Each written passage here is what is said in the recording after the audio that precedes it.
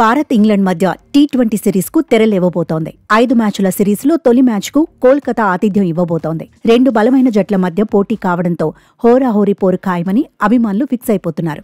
Sky ball versus buzz ball అంటూ fans చర్చించుకుంటున్నారు. World champion హోదాలో టీమిండియా బరిలో దిగబోతోంది. సూర్యకుమార్ యాదవ్ కెప్టెన్సీలో ఆడబోతోంది.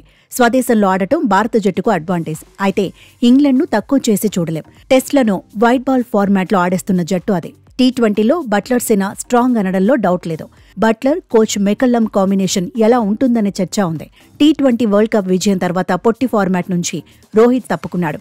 ఆ తర్వాత సూర్యకుమార్ యాదవ్ పూర్తిస్థాయి కెప్టెన్ అయ్యాడు. హెడ్ కోచ్గా గంభీర్ కూడా అప్పుడే బాధ్యతలు తీసుకున్నాడు. శ్రీలంక టూర్లో లంకను 3-0తో స్వీప్ చేశారు. బంగ్లాదేశ్ పైన రాణించారు. సౌత్ ఆఫ్రికా టూర్లోనూ సూర్యకుమార్ యాదవ్ సేన ఆకట్టుకుంది. ఇప్పుడు ఇంగ్లాండ్ను ఢీకొట్టబోతోంది.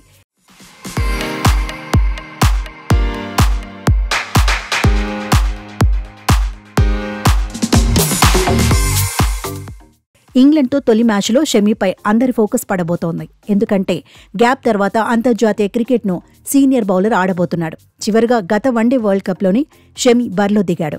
మెగా ఈవెంట్లో ఏకంగా 24 వికెట్లు సాధించాడు. టీ20 ఫార్మాట్లో షమీ ఎక్కువగా మ్యాచ్లేమీ ఆడలేదు. చివరిగా 2022 టీ20 వరల్డ్ కప్లోనే బరిలో దిగాడు. ఇంగ్లాండ్తో సెమీస్లోనే తలపడ్డాడు. టీ20లో షమీ ఇప్పటి వరకు 23 మ్యాచ్లే ఆడాడు. ఓ దశలో టీ20 ప్రణాళికల్లో సీనియర్ బౌలర్ లేడన్న చర్చ జరిగింది. కానీ ఇంగ్లాండ్తో టీ20 సిరీస్కు బూమ్రా దూరంగా ఉన్నాడు. షమీ సేవలు టీమిండియాకు కలిసొస్తాయనే చర్చ జరుగుతోంది. ఆల్రౌండర్ అక్షర్ పటేల్ కూడా ప్రత్యేక ఆకర్షణ కాబోతున్నాడు. వైస్ కెప్టెన్గా ఎంట్రీ ఇవ్వబోతున్నాడు. గత టీ20 వరల్డ్ కప్లో అక్షర్ 9 వికెట్లు తీశాడు. 19.22 యావరేజ్ను నమోదు చేశాడు.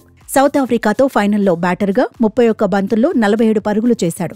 ఇప్పుడు ప్రమోషన్ను అందుకున్నాడు. బ్యాటింగ్ ఆర్డర్లో అక్షర్ పటేల్ 3వ స్థానం నుంచి 7వ స్థానం వరకు ఎక్కడైనా బ్యాటింగ్ చేయగలడు. ఛాంపియన్స్ ట్రోఫీ రేసులో లేని సంజు శాంసన్ ఇంగ్లాండ్తో సిరీస్లో ఎలా ఆడతాడనేది ఆసక్తికరంగా మారింది. చివరి 5 ఇన్నింగ్స్ల్లో 3 సెంచరీలు కొట్టిన శాంసన్ నుంచి టీం మేనేజ్మెంట్ మెరుగైన ప్రదర్శననే కోరుకుంటోంది. హార్దిక్ పాండ్యా జట్టులో ఎలాగూ ఉంటాడు. నితీష్ కుమార్ రెడ్డి, తిలక్ వర్మ పైన అందరి దృష్టి పడబోతోంది. బ్యాటింగ్, బౌలింగ్ విభాగాల్లో టీమిండియా సాలిడ్గా కనిపిస్తోంది.